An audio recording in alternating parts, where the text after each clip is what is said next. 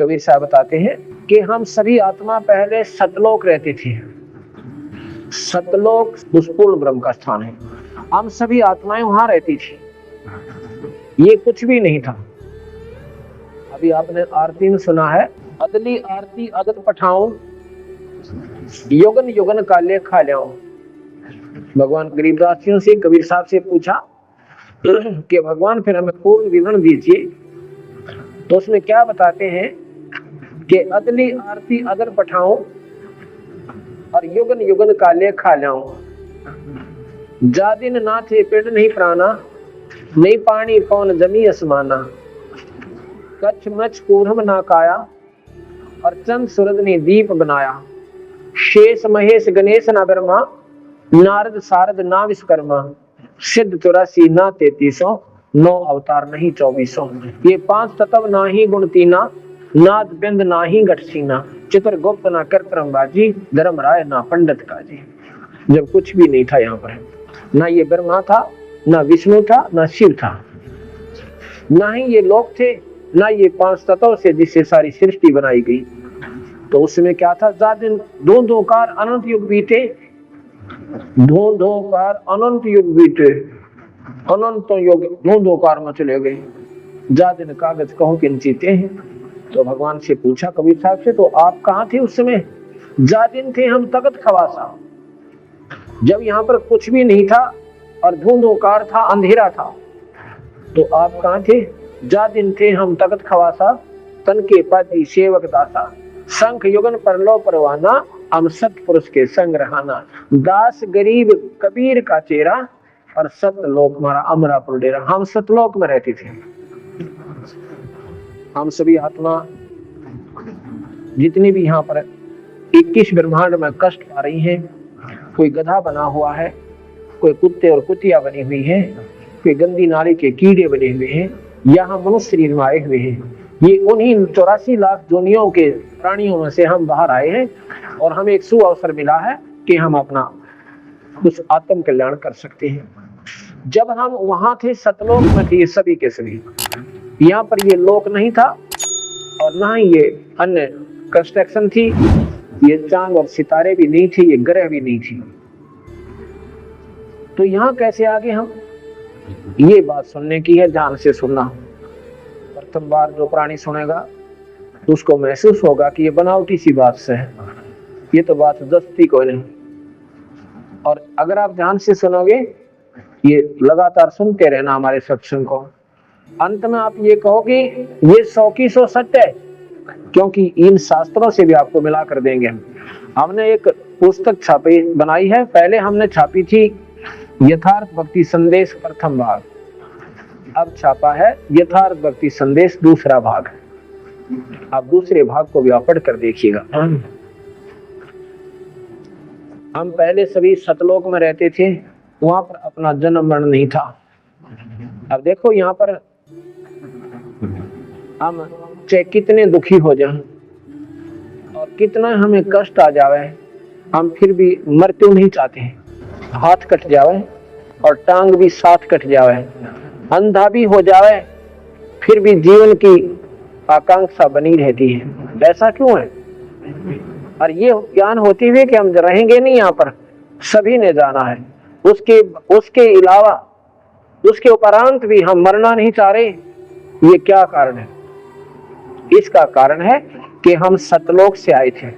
सतलोक में हम मरते नहीं थे, वहां पर मृत्यु नहीं है प्राणी की। यहाँ पर मृत्यु निश्चित है, इसलिए इसको मृत मंडल कहते हैं, इसको मृत्यु लोक कहते हैं, इस पृथ्वी लोक को। अब मुझे हमें वो बातें याद है कि हम मरते नहीं थे, अब मर क्यों रहे हैं? हमें ये अनहोनी सी लगती है, इसलिए हम मरना नहीं चाहते और अपनी अंतिम सांस तक चाहे पैसे से अर्थे जदाद बेचकर अपने प्राणों की रक्षा करना चाहते हैं, अगर हो जाता है। ऐसा क्यों करते हैं कि हम वो हमारे कसम बकाया है कि हम मरते नहीं थे, और कहाँ मर रहे, कहाँ फंस गए, अब मर क्यों रहे? हम सतलोक में रहते थे। वहां पर सतलोक क्या है? एक ऐसा तेजोमय शरीर हमें मिलता है, वहां पर अपना परिवार बनेगा। हम परिवार में रहते थे वहां पर, यहाँ पर भी परिवार बन गया। पहले हम अकेले थे, फिर शादी हुई, 2 बन गए, फिर बच्चे हुए, हम अनेक हो गए। अब इन बच्चों में और पोते और पोतियों में, देवते देवतियों में हमारा कितना प्यार और कितना उनमें लगाव बढ़ गया। और ना बेरा 1 मिनट के बाद यहाँ के बिजली पड़ गया। सभी जीवात्मा सतलोक में रहती थी, आनंद से रहते थे, हमारे बच्चे थे। या तो टेम्परेरी परिवार से हमारा ये नकली परिवार है, हम सदा इसमें नहीं रह सकते। वहां हमारा स्थायी परिवार है। जैसे यहाँ संस्कारवश परिवार बन गया, ऐसे संस्कारवश अपना सतलोक में परिवार बन जाएगा। जो कबीर साहब की भक्ति हम जो मंत्र देते हैं उसके आधार पर करते हुए वहां पहुंच जाओगे अपने आप ऑटोमेटिक। और वहां जाकर आपका फिर मरण कभी नहीं होगा। और वहां पर तेज पुंज के सब भोजन होते हैं, अमृत आहार है वहां पे। जैसे यहाँ पर 5 तत्व से फल बने, इसे आम भी 5 तत्व से बने और केले भी 5 तत्व से बने। इनका न्यारी न्यारी वैरायटी बन गई, स्वाद न्यारे न्यारे बन गए। ऐसे ही वहां पर तेज पुंज के बहुत सुंदर आहार है। वहां जो आनंद है, यहाँ तो पासंग भी कोना, यहाँ तो कुछ भी नहीं है। तो यहाँ कैसे आए? सतलोक में सतपुरुष परमात्मा है, उसे पूर्ण ब्रह्म कहते हैं। सतपुरुष ने सतलोक की सृष्टि बनाई, वहां की न्यारे न्यारे लोक और द्वीप बना दिए। वहां पर बहुत सुंदर न्यारे न्यारे द्वीप बने। ये नकल है सारी, 21 ब्रह्मांड जो है सतलोक में बनी हुई वस्तुओं की नकल है। पर ये 5 तत्व से बनाई गई। एक तो सोने से बने और एक बने मिट्टी से। इतना अंतर समझ लीजिए। ये 5 तत्व मिट्टी है और सतलोक सोना है। सभी हम सतलोक में रहते थे। वहां पर इस पार ब्रह्म को, पार अचिंत नाम के एक पुत्र को, जो सतपुरुष का पुत्र है, उसको कहा गया कि आप यहाँ के ये कंस्ट्रक्शन करो सतलोक की। उस अचिंत ने अपनी समझ शक्ति से इस पार ब्रह्म की उत्पत्ति की, जिसे अक्षर पुरुष कहते हैं। उसने अपना सहयोगी बना दिया कि अब तू इसकी कंस्ट्रक्शन कर, यहाँ की सतलोक की। पारब्रह्म जो है वहां पर अमृत सरोवर है। अमृत सरोवर में जाकर और आनंद से लेट जाता है, निंद्रा आ जाती है। और काफी वर्षों तक सृष्टि वहां लोग नहीं रचे जा रहे हैं सतलोक के। तो पता चला, सतपुरुष ने कहा कि वो चिंत खड़ा हो, आवाज नहीं सुनी। उसमें एक अमृत तत्व से एक अंडा बनाया, उस अंडे को उस अमृत सरोवर में डाल दिया। बहुत बड़ा अंडा, एग। और जब वो अमृत में उस सरोवर में जा रहा है गड़गड़ गड़गड़ करता हुआ, तो पार ब्रह्म की आंखें खुल जाती हैं, निंद्रा भंग हो जाती है। जब निंद्रा भंग होती है, इंसान एक कोपित नजर से देखता है। जो कच्ची नींद उठ जाते हैं, कच्ची निद्रा भंग होती है, तो कुछ क्रोध से सा होता है। उस कोप से उसने दृष्टि से देखा, किसने? पारब्रह्म ने। तो उस अंडे को देखा तो वो फूट जाता है, अंडा 2 भाग हो जाता है। उसमें से इस ब्रह्म की उत्पत्ति हुई। आप ध्यान से सुनना, उस अंडे से इस निरंजन की उत्पत्ति हुई, ज्योति निरंजन की। ज्योति निरंजन कहो, इसे ब्रह्म कहो। तो जब ये अंडा फट गया, उसमें वो निकला, आकाशवाणी हुई सतपुरुष की। उन्होंने कहा कि तुम दोनों बाहर आओ। परब्रह्म से कहा कि तेरी ड्यूटी लगाई थी कि तूने यहाँ सृष्टि रचनी थी, यहाँ की कंस्ट्रक्शन करनी थी, और तू निंद्रा में था, इसलिए हमने तेरे को जगाने के लिए ये अंडा छोड़ा था। अब तेरी दृष्टि से ये फूट जाने से इसमें से ज्योत निरंजन निकला। अब उन तीनों को, अचिंत, पारब्रह्म और ब्रह्म, ब्रह्म कहो, ज्योत निरंजन कहो, इसे काल भगवान कहो, और परब्रह्म, ये तीनों एक लोक में रहने लगे। कुछ दिनों के बाद इस ज्योत निरंजन के मन में आता है कि ये स्थान हमारे लिए बहुत कम है। बाकी 16 भाई हैं, वो तो न्यारे न्यारे रह रहे हैं, हम एक लोक में रह रहे हैं। तो इसके मन में क्या खरपतवार हो गया, इस काल भगवान ने, ज्योति निरंजन ने, इस ब्रह्म ने 70 युग तक उस पूर्ण ब्रह्म परमात्मा का आसरा तकिया और तप किया। भगवान ने पूछा सतपुरुष ने, पूर्ण ब्रह्म ने, क्या चाहते हो? इसने कहा मुझे न्यारा स्थान दे दो, ये स्थान मुझे कम लग रहा है। तो सतपुरुष ने कहा तथास्तु, 21 ब्रह्मांड दे दिए, 21 ब्रह्मांड। ये समझो कि 21 प्लॉट मिल जाए, 21 प्लॉट, एक ब्रह्मांड एक प्लॉट समझ लो। जब इसको ये 21 ब्रह्मांड मिल गए, ये फूला नहीं समाया। कौन? ज्योति निरंजन ब्रह्म, इसे काल भगवान भी कहते हैं। उसके बाद इसने सोचा इसमें कुछ कंस्ट्रक्शन भी चाहिए।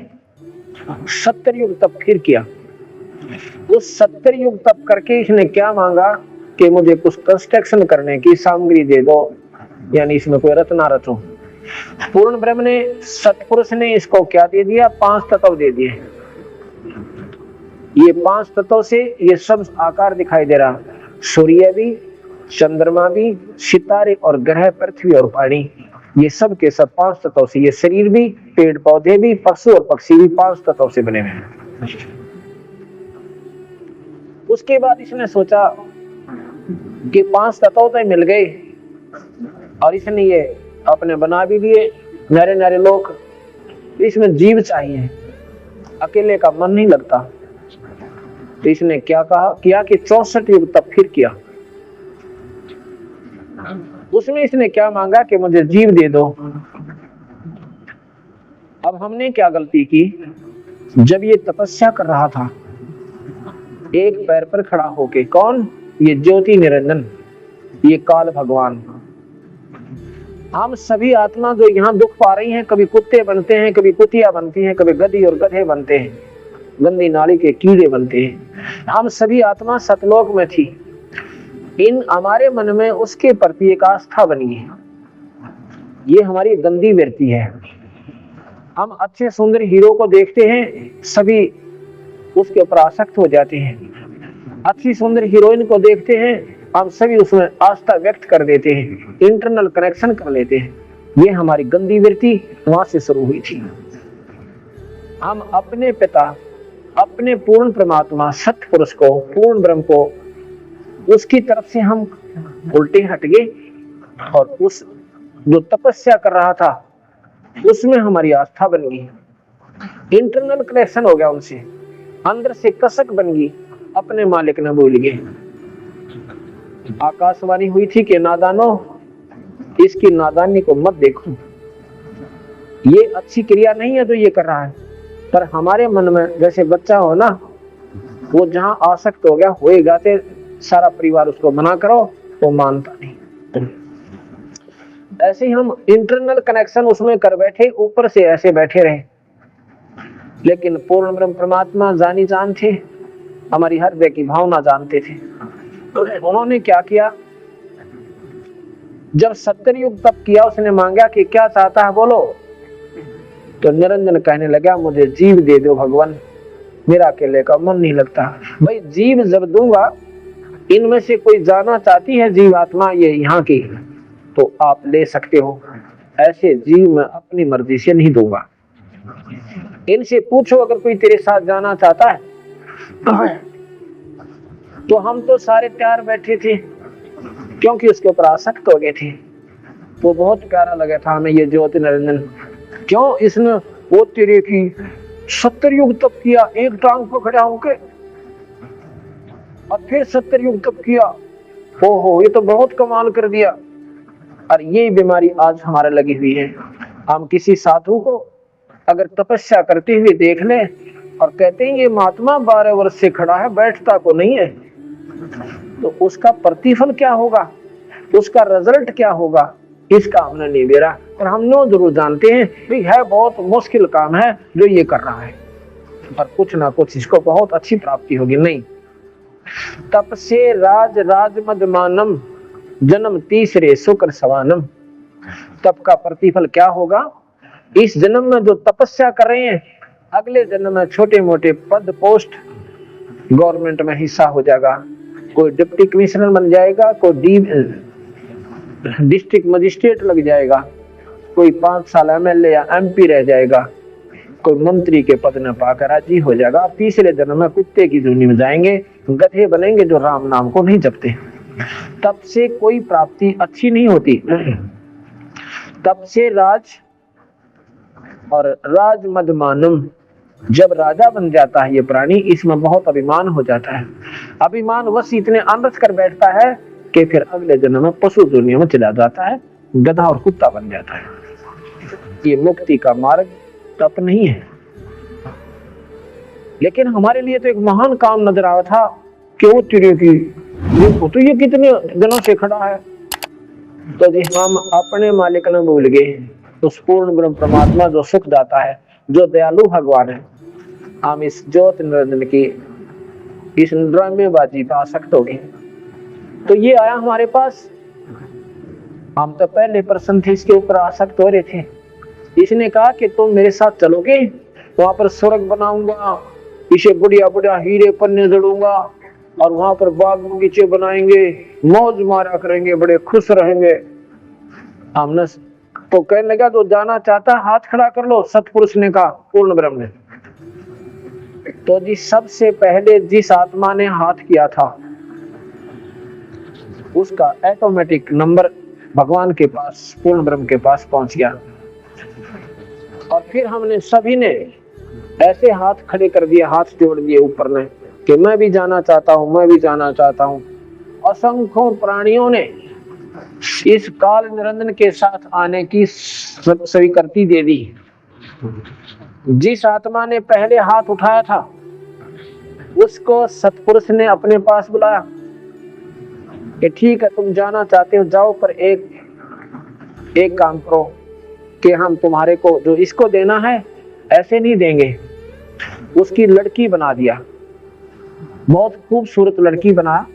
उसका नाम क्या रखा? प्रकृति देवी, जिसको अष्टंगी कहते हैं। जगदम्बिका भी इसका नाम रखा गया, 8 भुजा जिसकी है। वो सुंदर लड़की बना दी। उसमें 2 भुजा थी, बाद में ये अपनी शक्ति प्रदर्शन के लिए 8 भुजा दिखा सकती है, नहीं 2 रूप में रहे, 2 भुजाओं के रूप में रहती है। उस लड़की को, प्रकृति को बनाया लड़की, और सभी जीवात्मा सूक्ष्म रूप में उसके अंदर प्रवेश कर दिया कि जितने जीव निरंजन चाहेगा एक बार आप जबान से बोल देना, उतने जीव बन जाएंगे। शब्द से सृष्टि रची जाएगी। और जाओ निरंजन के पास, क्योंकि तुम निरंजन के अपनी सहमति से जा रहे हो, पर एक ध्यान करना, हम सभी आत्माओं को भगवान ने, सतपुरुष ने ये कहा था कि तुम ये सतनाम मत भूलना और ये सारनाम याद रखना। यदि तुम्हें वहां कोई आपत्ति हो, इस सतनाम और सारनाम का एक बार सिमरण करना हृदय से कसक के साथ, फिर मैं तुम्हें वापस ले आऊंगा। तो हमने सोचा बहुत अच्छा हो गया कि सतनाम और सारनाम है, याद रख लेंगे। वो और नाम है, ये सतनाम और सारनाम ऐसे नहीं, वो नाम न्यारे हैं, ये तो उनका एक वैसे प्रतीक बताता हूं। तो जी वो लड़की जो है इस काल निरंजन के पास, इसका नाम बाद में काल पड़ा, पहले ज्योत निरंजन था। ज्योत निरंजन के पास, ब्रह्म के पास वो लड़की लाकर छोड़ दी और कहा कि निरंजन जितने जीव तू कहेगा, ये लड़की एक बार मुंह से बोलेगी, उतने जीव बन जाएंगे। ऐसा कहकर के उसको ये लड़की दे दी गई। अकेली लड़की को पाकर इस ज्योत निरंजन के मन में एक विशेष विकार उत्पन्न हो गया। वो कामातुर हो गया और अपने आव भाव को बदलकर बुरी नजर से उस लड़की को देखने लगा। उसकी गंदी गतिविधि को देखकर माई ने कहा, इस लड़की ने कहा कि निरंजन मेरे पास सब शक्ति है, जितने जीव तो कहेगा मैं बना दूंगी, और यह गंदी सृष्टि शुरू मत कर। नहीं माना, एक भी नहीं सुनी। इतना कामवश हो गया कि उस लड़की को जबरदस्ती करना चाहा। वो लड़की भी तो उसी बाप की बेटी थी, सूक्ष्म शरीर बनाया और उसके पेट में समा गई। वहां से पुकार की कि पिताजी, इस निरंजन ने मेरे साथ ऐसे ऐसे दुर्व्यवहार किया, मैंने अपनी इज्जत की रक्षा के लिए इसके पेट में शरण पाई है, मेरी रक्षा करो। अब कबीर साहब कहने लगे, यानी सतपुरुष कहने लगे, देखा ना, ये कर दिए ड्रामे शुरू। उसने अपने पुत्र सैयददास से कहा कि जाओ उसके पेट से लड़की को निकाल दो और इस लड़की को इसको देकर 21 ब्रह्मांड समेत सतलोक से नीचे पटक दो। इस काल में, इसका आज के बाद इसका नाम काल होगा। 1 लाख जीव रोज खाएगा, 1.25 लाख पैदा करेगा। ये ऐसी गलती का परिणाम इसको भोगना पड़ा और हम अपने पिता ने छोड़ के, अपने मालिक ने छोड़ के इस नकली पति के अंदर आस्था कर ली। अपने पति को भूल के, उस सतपुरुष पूर्ण ब्रह्म को भूल कर हम इस नकली पति में आसक्त हो गए और इस नकली पति ने फिर हमारे गिला के बनाई। 21 ब्रह्मांड समेत वहां से निकाल दिया और शराप लग गया 1 लाख जीव रोज खाने का और 1.25 लाख उत्पन्न करने का। आज से तेरा नाम काल होगा। इस काल की 1000 भुजा है। 21 ब्रह्मांड को लेकर ये बहुत दूर आ गया और साथ में लड़की उसके पेट से निकाल कर दे दी, क्योंकि वो वचनबद्ध होकर दी थी और साथ में उसकी मर्जी से वो आई थी। अब उस माई ने फिर विनय की, निरंजन मेरे पास सब शक्ति है, जितने जीव तो कहेगा मैं बना दूंगी, या गंदी सृष्टि शुरू मत कर। पर नहीं माना, जबरदस्ती शादी की और 3 बच्चे उत्पन्न हुए। बड़े का नाम ब्रह्मा रखा, दूसरे का विष्णु रखा और तीसरे का शंकर भगवान। इन तीनों को ड्यूटी दे दी। जब ये सयाने हो गए और स्वयं अंतर्ध्यान हो गया और माई से कहा, आज के बाद मैं किसी को दर्शन नहीं दूंगा, मैं ऐसे लोक में रहूंगा, ना ब्रह्मा आ सकेगा, ना विष्णु आ सकता, ना शिव आ सकता, ना कोई साधक वहां आ सकता। मैं उस ऐसे लोक में रहूंगा और तू ऐसे करना। माई से कहा, किसको? इस जगदम्बिका को, प्रकृति देवी को, कि जब ये बच्चे सयाने हो जाएं, इनको सागर मंथन पर भेज देना। जो जो वस्तु निकले इनको एक एक बांट देना। जब ये बच्चे सयाने हुए, इनको सागर मंथन पर भेजा। सागर मंथन में पहले 4 वेद निकले, वेद ब्रह्मा ने लिए और उसने इनको पढ़ा। पढ़कर पाया कि इसमें भगवान और है, हमारा पिता कोई और है।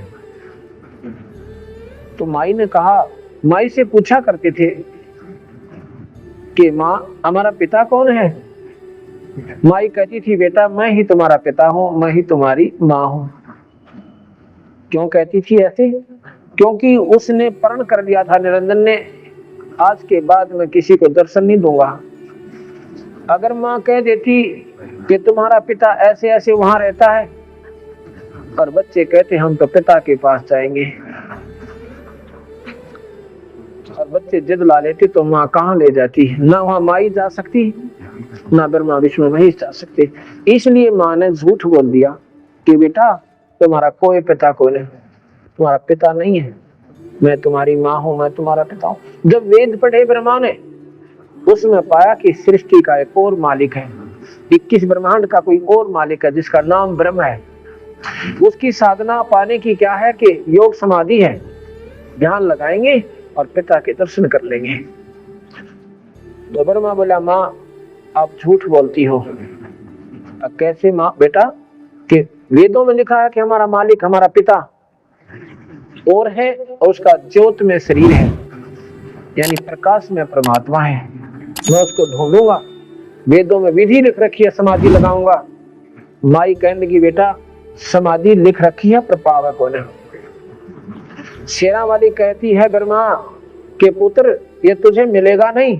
अग्नि माँ तू फिर झूठ बोलती है। ब्रह्मा ने 4 युग तक समाधि लगाई और निरंजन के दर्शन नहीं हुए, ब्रह्म के दर्शन नहीं हुए। आखिर में आकाशवाणी हुई निरंजन की कि सृष्टि क्यों नहीं रची जा रही। माई ने कहा कि तेरा जेठा बेटा वो तेरी खोज में गया हुआ है, मेरी नहीं मानता है, उसको कह दो कि मैं दर्शन नहीं दूंगा, वापस आ जाए। माई ने एक लड़की बनाई सबल शक्ति से, उसका नाम गायत्री रखा कि जा बेटी गायत्री अपने भाई को जगा ला। उसने जाकर ब्रह्मा को जगाया कि ब्रह्मा आप वापस चलो और माँ बुला रही है और उसके जो है तेरे बिना सृष्टि रची नहीं जा रही है।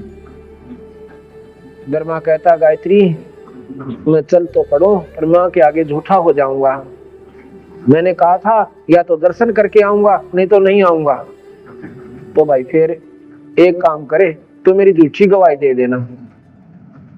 गायत्री से यो ब्रह्मा कहता है कि मेरी झूठी गवाही दे देना कि मैंने पिता के दर्शन हुए तो मैं चलूं, नहीं तो मैंने शर्म आवे, माँ के सामने नहीं जाऊंगा। गायत्री बोली एक काम करते हैं, मैं एक लड़की और तैयार कर देती हूँ शब्द शक्ति से।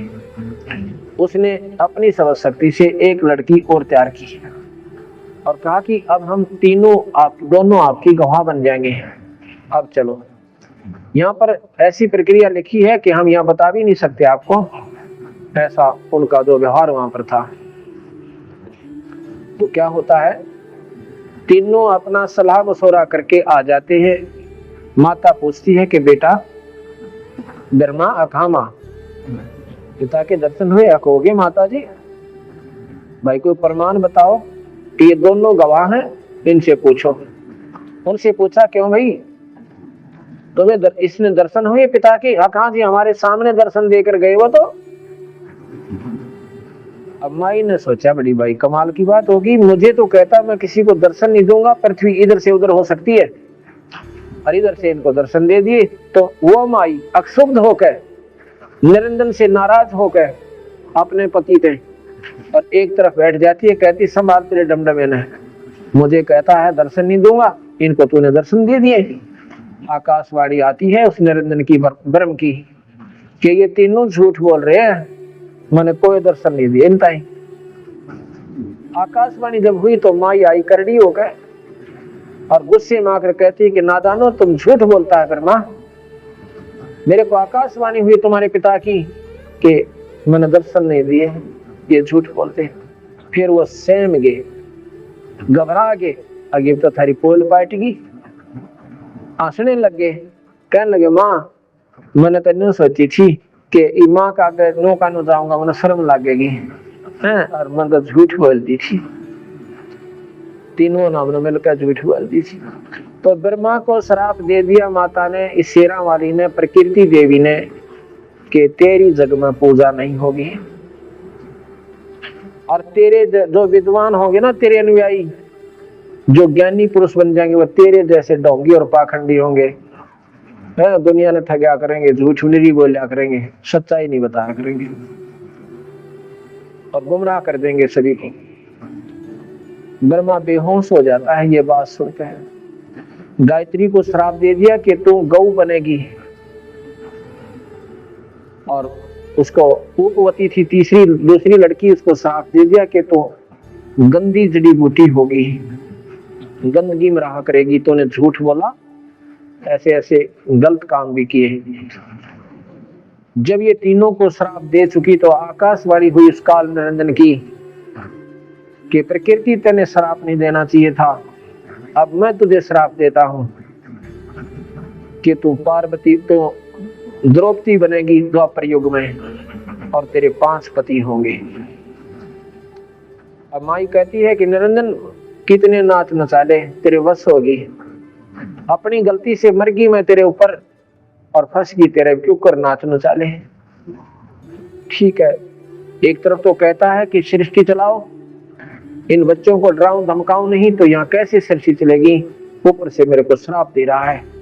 ठीक है मैं तेरे वश हूं, कुछ भी कर ले। तो वही ये शेरा वाली पार्वती बन के आई थी ना, पार्वती के क्षमा करना, ये द्रौपदी का उसी का अवतार थी। अब क्या होता है, दूसरी बार फिर सागर मंथन करवाया, जब बच्चे शाणे हो गए, बड़े बड़े हो गए हैं, दूसरी बार जब सागर मंथन हुआ तो 3 लड़कियां निकली सागर मंथन में। बड़ी का नाम सावित्री रखा, ब्रह्मा से व्याधि। दूसरी का नाम लक्ष्मी रखा, विष्णु से व्याधि। और तीसरी का नाम उमा रखा, जो शिव से शंकर जी आकर शादी कर दी। और यहाँ से ये काल निरंजन की सृष्टि शुरू होती है। अक्षर पुरुष एक पेड़ है, निरंजन वाकी डार, ये तीनों देवा शाखा है भाई, पात्रो संसार। ध्यान से सुनना इस दोहे को। अक्षर पुरुष है पर ब्रह्म, और निरंजन है ब्रह्म, और तीनों देवा फिर शाखा है, ये पात्रो। अक्षर पुरुष एक पेड़ है, यानी पर ब्रह्म एक पेड़ है, और ब्रह्म उसकी डार, डार माने मोटी डारी। एक तो तना जो नीचे निकले जमीन से ऊपर, उसको तो समझो पर ब्रह्म। उसका मोटा डाला लगा हुआ, मोटी मोटी तना है, वो डार है, उसको समझो ये निरंजन। और उस मोटी डार का फिर 3 शाखा है, ये ब्रह्मा विष्णु में। लेकिन जो जड़ रूट है, नीचे जो रूट रहेगी ना जड़, वो पूर्ण ब्रह्म है। अब यहाँ ध्यान से सुनना इस एक दोहे से। इस एक ही दोहे में सारी सृष्टि को महाराज ने बता दिया। पर ब्रह्म एक पेड़ है, और ब्रह्म वाकी डार, और ब्रह्मा विष्णु शाखा है, ये पात्र रूप संसार। ये समझ लो इसको। और रूट कौन है? वो पूर्ण ब्रह्म है, जहां से सारी सृष्टि निकल कर आई है।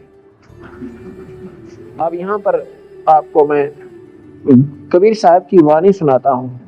माया आदि निरंजन भाई, अपने जाए अप खाई। ब्रह्मा विष्णु महेश्वर चेला, ओम सोहम का है खेला। सोन शिखर में धर्म अन्यायी, जिन शक्ति डायन में लपटाई। 1.25 लाख 11 नित उठ दूती, माया आदि तकत की कुत्ती। 1.25 लाख घड़िए नत भंडे, अंसा उत्पत्ति परले डंडे। ये तीनों चेला पटपारी, सर्जे पुरुषा सर्जी नारी। खोखापुर में जीव बुलाए, 100 पद नरक वैकुंठ बनाए। यो अरहट का कुआ लोई, या गणबंध्या है सब कोई। कीड़े कुंजर और अवतारा, हर हट डोरी बंध कोई और। अरब अनिल इंद्र हुए भाई, हर हट डोरी बंधे सब आही। शेष महेश और गणेश ताही, हर हट डोर बंधे सब आही। शुक्रादिक ब्रह्मादिक देवा, हर हट डोर बंधे सब खेवा। ये कोटिक करता फिरता देखा, हर हट डोरी कहो सुन लेखा। ये चतुर्बुद्धि भगवान कहावे, हर हट डोरी बंधे सब आवे। यो है खोखापुर का कुआ, याम पड़ा सो निश्चय मुआ।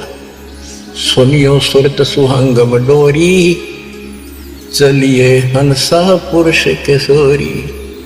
सोहम पर अदली का डेरा, सत्य कबीर है साहिब मेरा। ज्ञान का राछ ध्यान की तुरिया, ऐसे सोहम भागा जुरिया। पंड ब्रह्मंड अदली का ताना, जाका नाम कबीर दीवाना। धर्म राय मारत है बाटी, कोई हंसा पहुंचे घट घाटी। धर्म राय मारत है बाटी, कोई एक हंसा उतरे घाटी। इस बज्रपुर का खोलो ताला, चल देखो हंसा दीप हमारा। जहाँ ओंकार निरंजन नाही, ब्रह्मा विष्णु शिव नहीं जाही। जा करता नहीं जान आन भगवाना, काया माया पिंड पर। ऐसा अदली दीप हमारा, कोटि बैकुंठ रूम की लारा। शंख पदम एक पुन पर साजे, जा अदली सत्य कबीर विराजे हैं। जहाँ कोटिक विष्णु खड़े कर जोड़े हैं, कोटिक शंभु माथा मोड़े। जहाँ शंखों ब्रह्मा वेद उचारी ही, कोटिक नैया रास विचारी। अजब अदर मधुर धुनि बाजे, जा अवगत अदली कबीर तख्त विराजे। परमहंस पूर्ण परिवारा, अदली अमर किए तपसार। गगन मंडल में हमरी शैली ही, मकर तार की झींगी गई। परलय शंख सुहंगम सुवा, केते करता हो हुआ। हम हैं अमर अचल अनुरागी, शब्द मैल में तारी लागी। दास गरीब हुक्म का हेला, हम अवगत सत्य कबीर का चेला। संपूर्ण आध्यात्मिक ज्ञान प्राप्त करने के लिए अवश्य सुनिए संत रामपाल जी महाराज के मंगल प्रवचन। संत रामपाल जी महाराज के मंगल प्रवचन सुनने के लिए आज ही प्ले स्टोर से डाउनलोड करें संत रामपाल जी महाराज ऐप और सब्सक्राइब करें हमारा YouTube चैनल संत रामपाल जी महाराज।